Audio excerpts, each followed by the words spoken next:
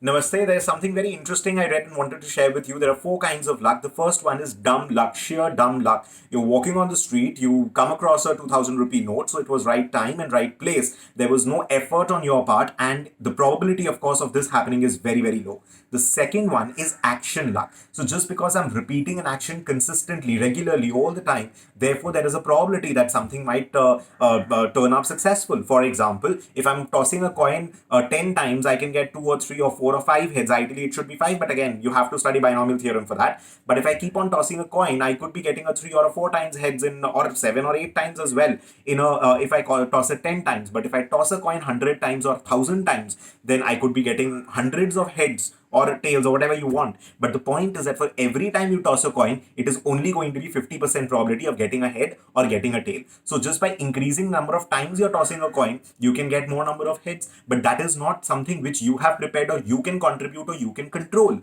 The third kind of luck is going to be your planned luck. That is where, say, for example, a chemistry researcher is in a laboratory and he's mixing acids and liquids and all randomly. Suppose he's mixing anything and everything just the way he feels like. Obviously, the probability of him coming across a good discovery or something, or an invention or something is going to be much lower. But the point is, if he knows the properties, if he has studied very well, he has the knowledge, he strategizes, okay, this one should be mixed with this, if I combine this, then this is going to work this way. Obviously the probability of that success goes up. The probability of heads was same, it was always 50%. You were just increasing the number of times you were tossing. So for a chemistry researcher, for example, he's not just mixing randomly, he's just mixing 1,000 times. I'm going to be doing different permutation combinations of different liquids and potions and all. I'm not just randomly combining, I'm thinking, I'm applying myself. I know, okay, this one should be at this temperature, this one should be combined with this chemical, let me do this process and try this. So he's very well prepared as compared to the random mixing of action. So the second one was the action luck. This one is a planned luck, because you are knowledgeable, you are applying your strategy, and therefore the probability of the success of each outcome becomes very high.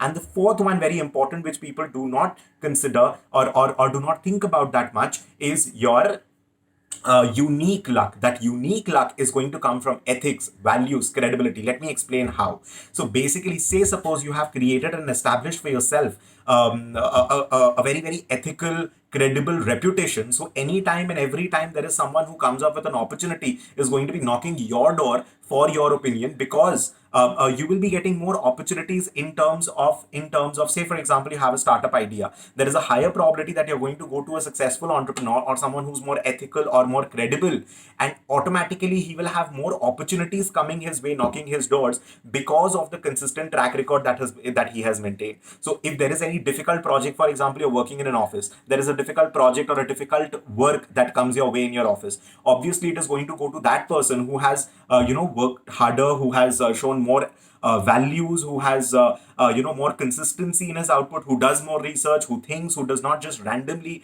or mechanically does things, but actually applies himself every time. So obviously he is going to be considered for that particular opportunity. So the opportunities are going to be knocking your door.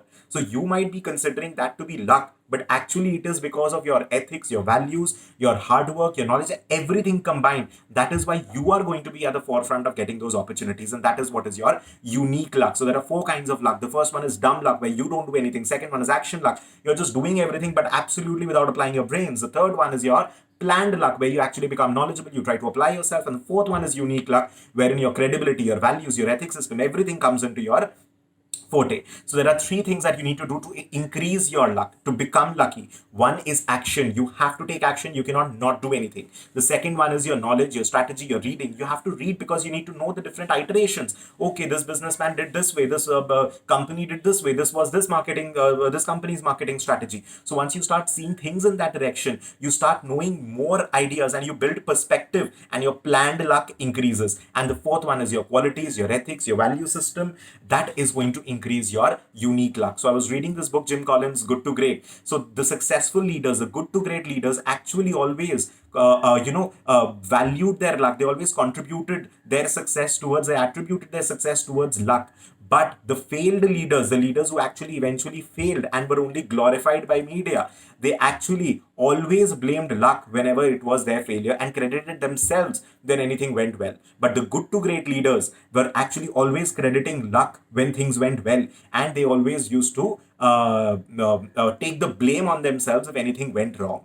Also, to add on to this, so say for example, in the COVID times right now, in the lockdown times, the economy not doing well, it is your choice. Okay, it's a very lucky that I have stumbled upon this year. There is this, of course, with all due respect to the hardship and everything that people are facing. But for your mindset, do I take it at, okay, this is, I'm lucky that I got this 1 year, a break where I can update everything, get organized, learn. It's a learning year for me. Or for businesses that, okay, my existing business was anyways not doing very well, or it could not have grown to that proportion, but now is the time to revisit, restructure my business, change my product line. So let me take this as a lucky opportunity, that this is an opportunity which I need to capitalize upon. Or you keep on blaming that my business is not doing well, or I'm not getting a good job and I can't do anything, and because of the COVID thing, so it's sheer bad luck. It's unlucky that this is the year I was looking for placement, I graduated out, I passed out or something.